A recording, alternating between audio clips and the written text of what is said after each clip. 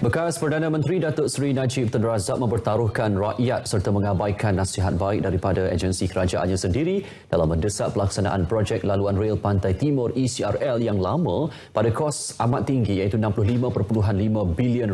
Menerusi dapatan dan cadangan bagi kajian pasaran ECRL yang dilaksanakan Suruhanjaya Pengangkutan Awam Darat pada tahun 2016, responden telah meminta tempoh 24 bulan untuk menyediakan hujahan bidaan.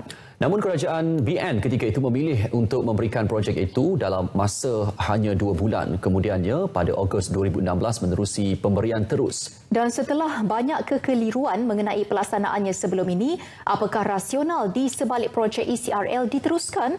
Wartawan Solmi Ahmad Sofi melaporkan.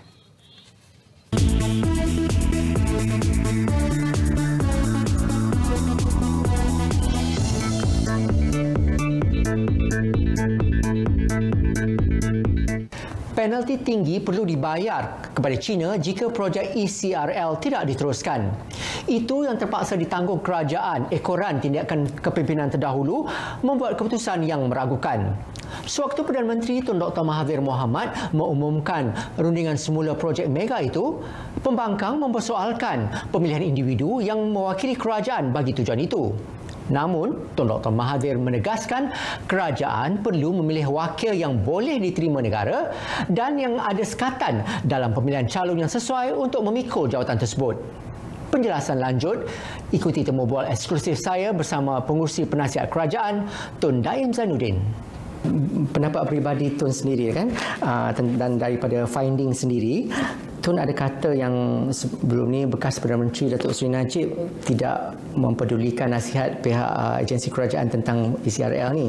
Dan adakah Tun rasa Datuk Seri Najib ni menggunakan kapasiti beliau secara peribadi untuk membuat keputusan tentang pelaksanaan projek dan bukannya sebagai wakil kerajaan?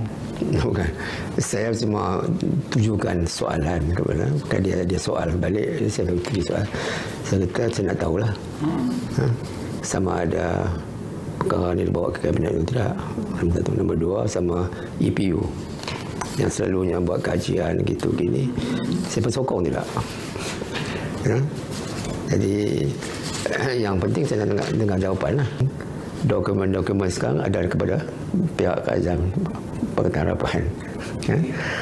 Mungkin daripada buat kajian kita baca semua. Kita soal tanya apa ni, bekas Perdana Menteri sama ada perkara ni pergi ke kabinet tak. Nombor dua, sama ada agensi-agensi saya macam EPU bersetuju tidak tentang ni. Jadi maksudnya Tun rasa Datuk Seri Najib perlu penjelasan, perlu diberi peluang untuk penjelasan. Jadi saya heran pasal menteri-menteri lain diam. Patut benda ni selalunya bawah Kementerian Pengangkutan. Railway selalu bawah Pengangkutan. Kereta api bawah Kementerian Pengangkutan. Selalu dibuat kajian, selalulah masa saya Menteri Kewangan dulu. Perkara ni bukan bawah Kementerian Kewangan, bawah EPU. Bawah EPU, lepas tu Kementerian Pengangkutan, mereka yang buat kajian, lepas tu buatkan paper untuk kabinet. Tiba-tiba sekarang nampak yang mempertahankan nampak bekas Perdana Menteri. Jadi saya pun heran pasal dia kuat sangat mempertahankan. Patut kabinet lah, patut Kementerian Pengangkutan. Dan satu lagi, dalam temu bual dengan agensi berita bernama baru ini, Tun ada kata yang Datuk Seri Najib telah macam tadi saya kata mengabaikan nasihat daripada EPU tentang projek itu. Adakah sesiapa dari EPU ada tampil untuk reveal benda ni?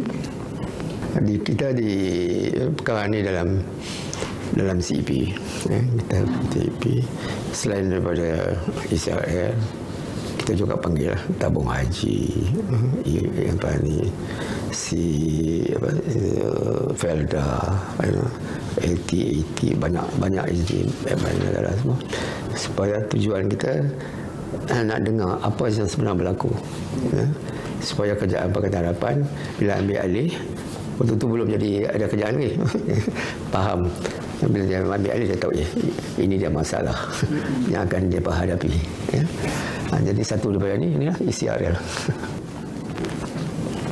Dan baru-baru ni di Terengganu Tun ada cakap yang Tun yakin bahawa jumlah kos sekarang dikurangkan kepada 21 bilion ringgit kan. Jadi mungkin Tun boleh dikurangkan lagi ke? Dan bukan saya okey. Jadi dia soal saya begini beza antara lamsam. Dulu bawah kerajaan lepas lamsam. Itu saja.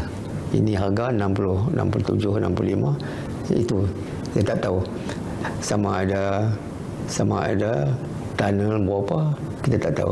Kita lamsam dia hantar bil kita bayar. Itu dia tak ni kan? Lamsam. Sekarang kita kata provisional sum. Jadi kita akan go into detail. Ya. Bila kita panggil tender besok. Sama ada korang pulang kebijaksanaan syarikat-syarikat semua yang dua sisi dengan apa ni. Ya. Jadi saya percaya kita boleh kurang, tetap kita boleh kurang dari segi bunga. Bunga pasal dulu 67. 65 kan betul, sekarang 44. Dah kurang kan 21 lebih. So sekarang 21 kita tak perlu. Ya. Jadi bila pinjam kurang 21. Jadi kepada interest pun dah kurang. Ya. Jadi sekarang dia buat kajian sementara, sekurang-kurangnya boleh jimat sekurang-kurang 35 bilion dalam period. Jimat lagi dari segi apa? Dari segi bunga gitu kan. Kurang-kurang 35 bilion lagi. Sekarang lah kajian dibuat, mungkin lebih lagi saya tak tahu ya. Itu pulang kepada depa. Jadi diharap sepanjang proses pelaksanaannya tak ada apa-apa yang boleh melambatkan lagi pelaksanaan. Saya ingat lepas ni tak lambat dah. Tun, saya difahamkan yang untuk projek ini kita dah bayar wang pendahuluan kan sebanyak 20 bilion ringgit kan. Jadi kalau kita tak teruskan nanti akan rugilah kan. Jadi komen Tun? Okey. Memang betul dah dibayarkan advance ya. Begitu banyak. Kalau tak teruskan kena bayar penalti pula lagi. Penalti. Jadi akhirnya kalau ni kita bayar dah 20 bilion lebih, penalti lagi kosong. Baik kita terus. Kebanyakan yang kritik tak faham. Dia ingat pasal apa nak teruskan. Jadi secara rakyat faham, kritik-kritik faham pasal apa. Akhirnya kita mesti teruskan. Kita nak teruskan dengan syarat tak rugi kita. Ya. Sebab kita ada supplementary agreement. Kerajaan negeri mesti bawa pelaburan sekarang. Kan? Jadi mereka ni akan sokong. Ya. Jadi pelaburan tak ada berkaitan dengan ECRL. Itu asing. Ya. Tapi untuk menggalakkan, saya kata kerajaan negeri mesti menyediakan pasarana yang baik supaya orang tak melabur. Itu yang penting. Ya. Jadi kalau nak buat itu mesti ada tanah-tanah semua kan mesti dia. Ya. Kalau tidak nak buat tanah mana? Takkan nak buat laut. Factory nak buat tanah mana? Mesti bagi tanah persediaan tu. Persediaan mesti ada. Ya. Itu yang penting. Supaya pelabur tengok pun dia dah rasa yakin ini bagus, ini ada persiapan rapi dah tersusun. Jadi dia memberi impak lah pada bahawa kerajaan PH ni kira serius untuk melaksanakan. Kita serius, padahal kerajaan negeri tiga-tiga negeri kerajaan pembangkang. Perkataan harapan serius, walaupun Pahang, Kelantan, Terengganu kerajaan pembangkang. Itu tak penting. Yang penting rakyat. Ya. Yang penting rakyat.